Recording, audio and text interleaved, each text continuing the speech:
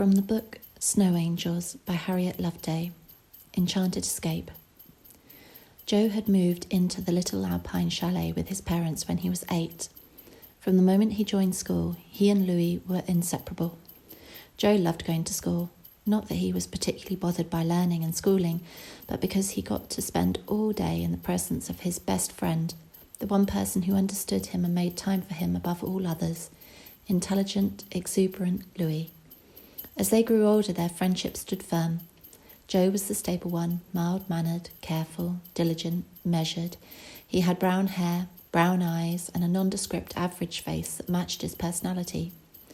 Louis had white blonde hair, piercing blue eyes, sharp features, and all the crazy ideas, like making go-karts and racing them down the hill in the village as fast as they could, or going up into the hills and creating dens and secret hideaways camouflaged with tree branches.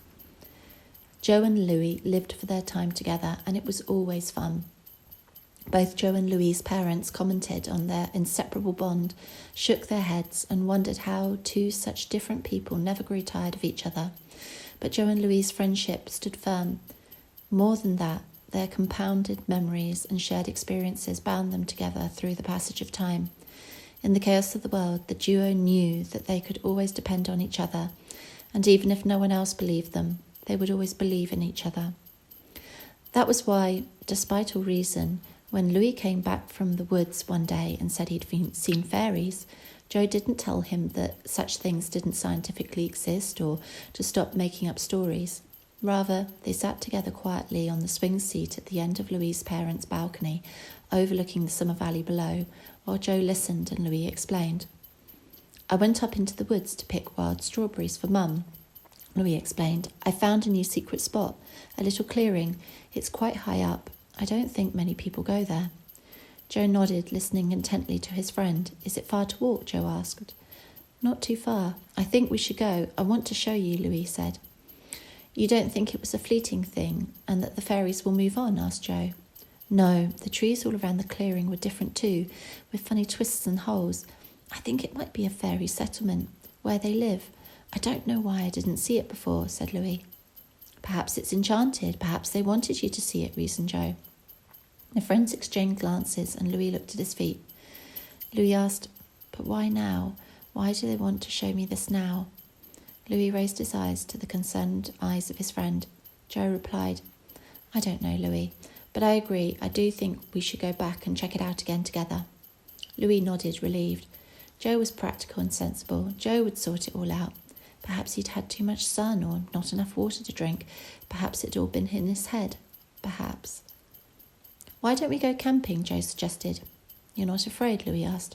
"Hey, I thought you were supposed to be the adventurous one." Winking at Louis, Joe said, "I'm not afraid." Joe held out his hand on his lap, and Louis clasped it, just like they were 8 again, running around the playground holding hands and playing tag. The two friends sat on the swing chair, with the comforting touch of each other that only a reassuring handhold can give. "Thanks, Joe," Louis said, looking down onto the valley. They decided to camp. As they were nearly 16, Louis's parents had agreed, and it was only a matter of persuasion to get Joe's parents to agree too. Besides, it was summer and a quiet alpine village. What was the worst that could happen?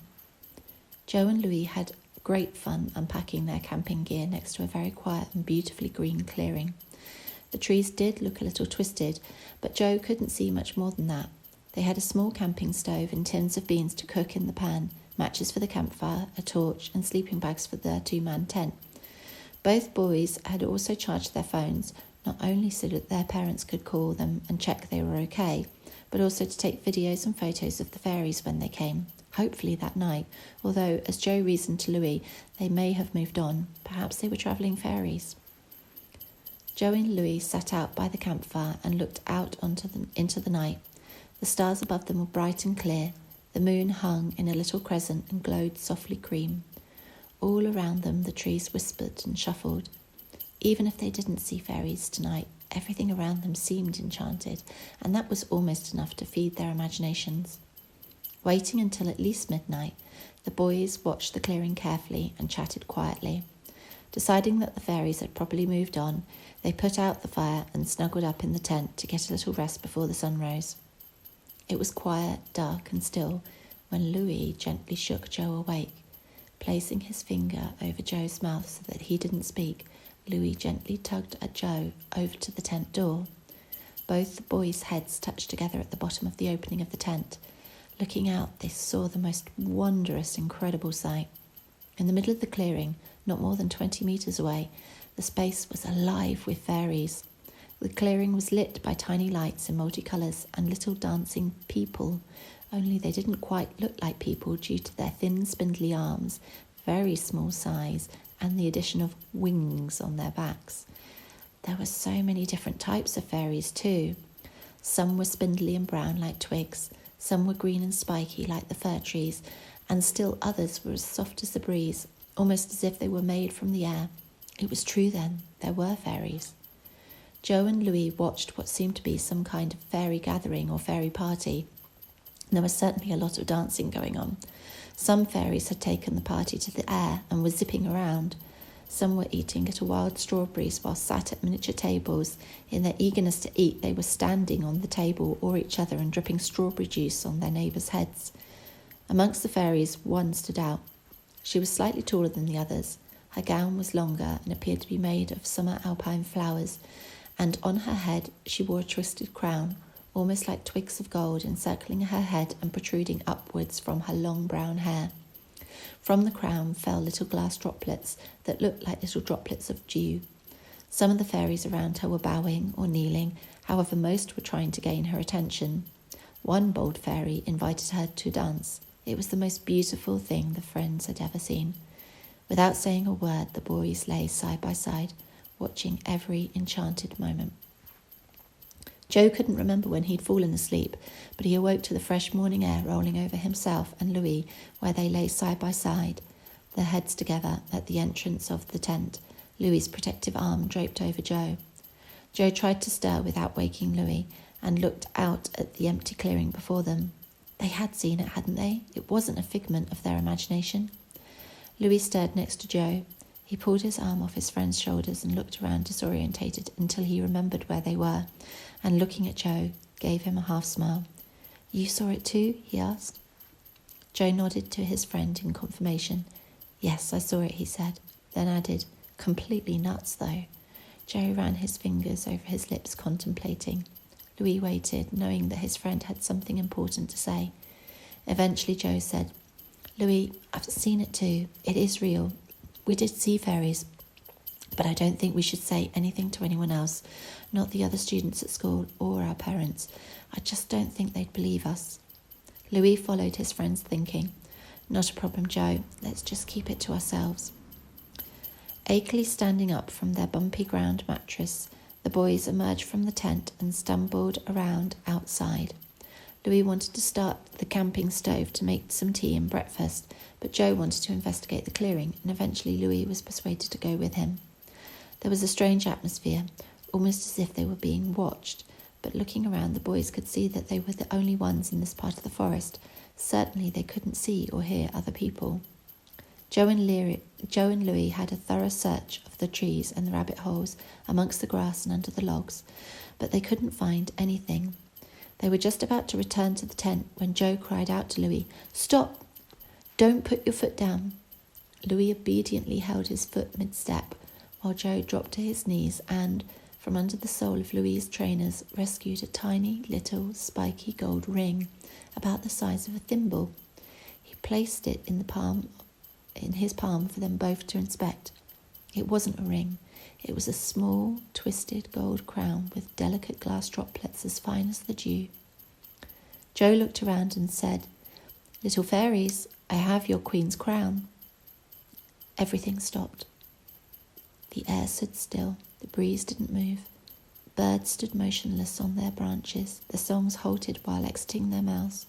The clearing separated from reality and became its own bubble. There, before the boys, stood the queen of the fairies, Freya.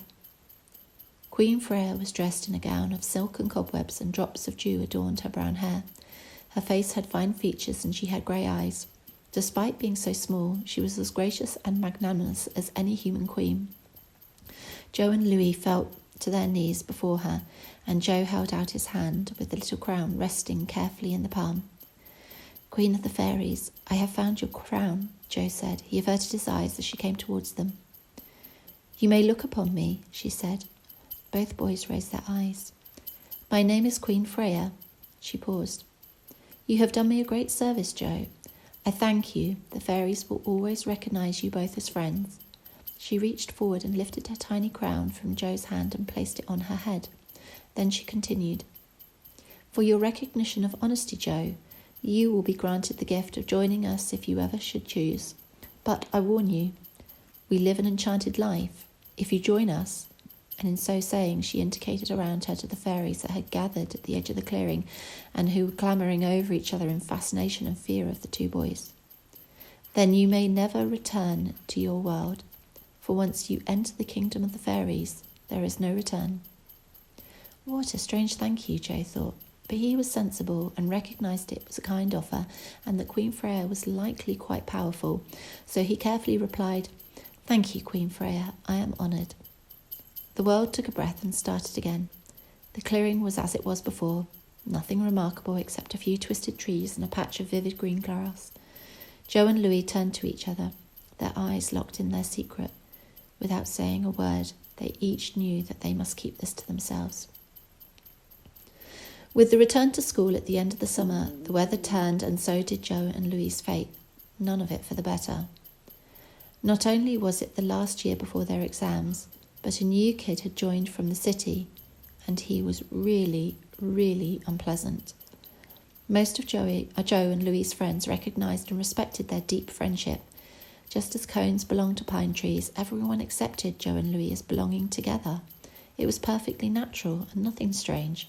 However, Tom, the new boy, was a spiteful troublemaker who liked to believe he was incredibly intelligent and important, and to cover that he wasn't, instead had become a horrible bully. Or worse, there were rumours. Tom had had to leave the city rather quickly. His parents had whisked him away, and this was not the first time. Tom started the school innocently enough, charming the teachers and wooing the girls, while trying to impress the boys, telling them that he stood by his word and that he was a boy of honour and loyalty. But nothing could be further from the truth. It wasn't long before his true colours started to show. Noticing Joe and Louis were so close, Tom decided to play games on them. This was little more than a reaction to his own jealousy that he had never had a real friendship and he was incapable of feeling love. Rather than reflecting on why, Tom accosted Louis in the corridor and said, "I heard Joe say that you were stupid. He pretends to you that you're not, but he has to correct your homework and everyone knows." Louis shrugged Tom off and walked away in the opposite direction. Tom tried his luck on Joe.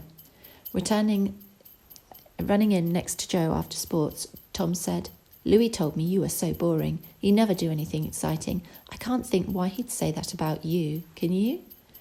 Joe ignored Tom. But Tom hadn't finished yet. He wanted his emotional reaction. He wanted to split their friendship and make them feel pain, because pain was the only emotion Tom was able to feel. Changing tactic, he singled them out in class, saying aloud to their classmates, "Don't you think it's odd how they always sit together?" Or, "I saw them whispering really close." Or, "Most boys I know are interested in girls, not boys." Eventually, a girl at the back of the class told Tom to shut up, but this just burnt his ego and pushed him further. Tom watched Joe and Louis incessantly. It was tough for the boys to be constantly under his glare. One day in mid-December, just before they were about to break for Christmas, and Louis shouldn't have done it, but he just needed reassurance from Joe after a particularly nasty session of catcalling from Tom, Louis brushed the back of Joe's hand as they left the class and said in a low voice just between them, "Fairies." It was Louis's way of feeling that they had a bond and a secret that was unbreakable, despite Tom's bullying. Louis didn't know, but Tom had seen, and he had heard. Tom took Joe and Louis's bus back from the school that day. He was a menacing black presence at the back of the bus. The boys tried to ignore him as they sat together and watched the snow-covered slopes while the bus slowly wound its way up the road to their home. When the bus reached the little alpine village, all the remaining children alighted, including Tom. Joe and Louis started to make their way home. Joe and Louis could feel Tom behind them, like an evil dark cloud, so desperate to belong, so detached from real human love, that he had to take away others' pleasure and feed off their pain in a triumphant display of dominance. Because Tom's cup could never be full, he repeated the cycle everywhere he went. 5 schools now, and worse. Joe and Louis hunched over together and whispered in low tones as they pulled their puffy jackets tighter and held the straps of their rucksacks. Thump! A snowball came hurtling through the air and hit Louis on the back of the head. Joe turned around angrily to Tom, not more than 5 meters behind them, and said, "Cut it out. Go home, Tom. You are not wanted here." Tom raised his arm in anger and took aim again, only this time it wasn't a snowball. It was a rock. Joe ducked and the rock narrowly missed his head, shattering a car window behind him.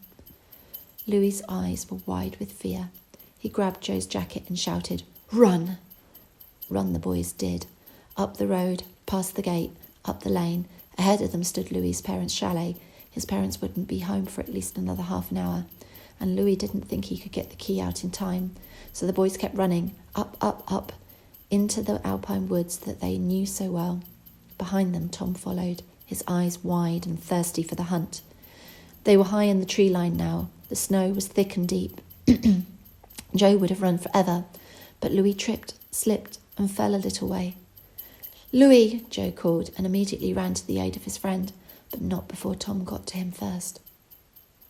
Clutching at Louis's beautiful white blonde hair, Tom dragged him up by it and pinned him against a tree. Louis had a little trickle of blood down the side of his face and cried out in pain as Tom dropped a fistful of hair onto the crisp white snow. Joe picked up a stick and directly faced Tom, not more than a few meters away. Tom had his arm over Louis's neck. In his other hand he held a large steel hunting knife. "Joe, no!" Louis called from his captivity, his eyes straining in fear to protect his friend. "Now isn't this interesting?" Tom salivated, his black, soulless eyes drunk on their fear. 2 little fairies in a woodland. Joe measured the weight of the stick in his hand and made his calculations. Tom continued, "So you have a choice, Joe. Say you love Louis and I might let him go. Say you don't and I'll slit his silly little white throat. It isn't the first time." The words hung like poison in the air. The boys had no doubt that Tom was capable of killing. They knew that they would never have any peace. The ultimatum meant nothing. It was a baseless sham. Very likely someone was about to get hurt or worse. This was just a twisted game to Tom. Louis also knew that Joe would never denounce him. Joe and Louis's eyes connected. Louis knew. Louis opened his mouth as if to say, "Freya," said Joe. Time stopped. The breeze stopped. The snow stopped falling. Everyone and everything was still, except Joe and Freya, Queen of the Fairies. Queen Freya stood before him in a gown of fluffy soft snow. On her head was a crown of pure ice, shaped like little icicles dripping up into the heavens. "Joe," she said. Joe dropped to the ground before her. "Queen Freya, you once made me an offer. You once said to me that I was a friend to the fairies. I need your friendship now. You once said to me that I could come join you in the enchanted fairy kingdom. Dear Queen Freya, could Louis and I come join you now?" "You can, but the invitation was only for you, Joe, not Louis." Queen Freya looked a little sad. "May I?" Joe said. He reached out his hand to her tiny one and placed her hand on his heart. "Louis is my only love. I cannot live a life without him. I beg you, my generous queen, feel my heart, show us pity." A small tear escaped from Queen Freya's eyes as she felt his warm heart only moments away from breaking and stopping forever. "Very well," she said, "but this will be for eternity. You will never be able to go back." "I would rather spend an eternity with my only love, caught in your enchanted kingdom than a lifetime in this lonely world without him. I am sure, Jo said. Go gather your friend, carry him with you and follow me, Queen Freya commanded. Jo stood and carefully navigated his way through the snow to where Louis and Tom's motionless bodies stood. Tom's black eyes were boring into Louis's terrified cry to Jo. Jo shivered in the presence of pure evil. Gently lifting the knife blade and arm back from Louis's neck, Jo slid Louis out, lifted him heavily over his shoulder, and stumbled back to where the fairy queen and her growing entourage stood. Follow me, she commanded. The entourage started to move up the hill, some flying, some walking, all in hushed tones. Taking one last glance behind him, Jo saw the shadow of Louis's body on the snow. Red blood splattered around him, Tom's mouth open in some kind of bloodthirsty war cry. Jo's almost shape still standing with a stick in his hand. But it wasn't really Jo and Louis, because they had gone. Up the hill.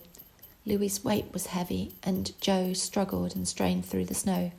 But as he walked, little fairies came to his aid, flying all around him and holding parts of Louis's clothing. After what seemed like a long, long time, they finally reached the clearing. No longer green and lush, no longer dotted by wild strawberries and alpine flowers, but covered in snow. Gently dropping Louis to the centre of the clearing, Jo fell down exhausted beside him, cradling Louis's head on his lap. Jo felt the world breathe again. Just like a watercolour being painted, the world around Jo started to fill in. It was wondrous. The snow sparkled like glitter. The trees were lit with little multicoloured lights. Tiny fairy homes dotted the trees, and they were connected by little walkways and little ladders from the homes that fell to the ground. There were fairies dancing and singing. Fairies were flying around them and touching Jo and Louis in wonder. Queen Freya pointed to a particularly large tree a little way back from the clearing, with a huge hole at its base. In many ways it reminded Jo of the opening to their tent this summer just gone, a lifetime ago. You can live there, she said. It may not look like much, but remember our homes are magical, and we are not bound by space and time. Once you descend the stairs, I think you will find it more than comfortable. Looking up at Jo, she said, Now, Jo, you must wake your friend. But how? Asked Jo, cradling Louis in his arms. Please tell me how. You wake him with true love's kiss, Queen Freya replied. Jo tenderly leant over his friend and kissed him awake.